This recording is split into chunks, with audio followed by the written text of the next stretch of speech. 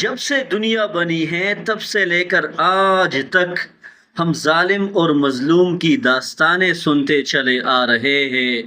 یہ ظلم اور ظالم کی داستانیں پہلے بھی تھی، اب بھی ہے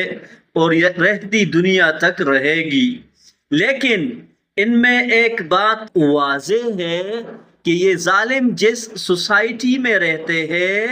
وہاں کے رہنے والے لوگ اگر اس ظالم سے اتفاق کرے، اگر اس ظالم یا ان ظالموں کے ظلم کے خلاف نہ بولے اور ان کو اگنور کرتے رہے یا ان سے اتفاق کرتے رہے،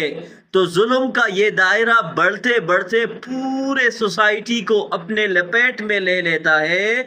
اور عدل کی جو کرن ہے، جو ایک ایک ایک امید ہے،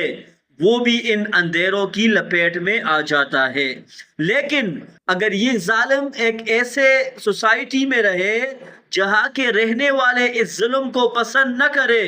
اور اپنی کیپیسٹی کے مطابق اس کو ختم کرنے کی کوشش کرتے رہے، تو آج نہیں تو کل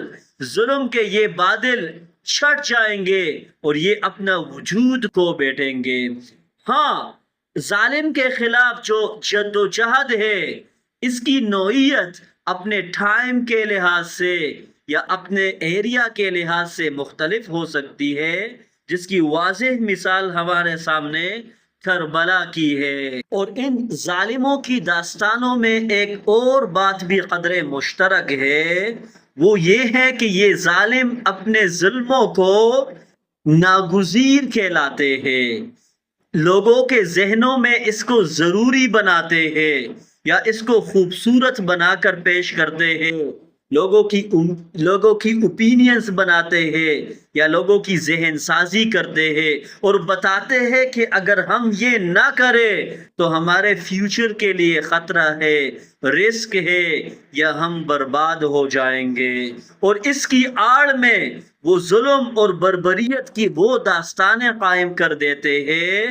جس کی تاریخ میں مثالیں پھر نہیں ملتی اور جس کو دھونا انسانیت کے لیے یا مٹھانا انسانیت کے لیے مشکل ہو جاتا ہے۔ اور یہ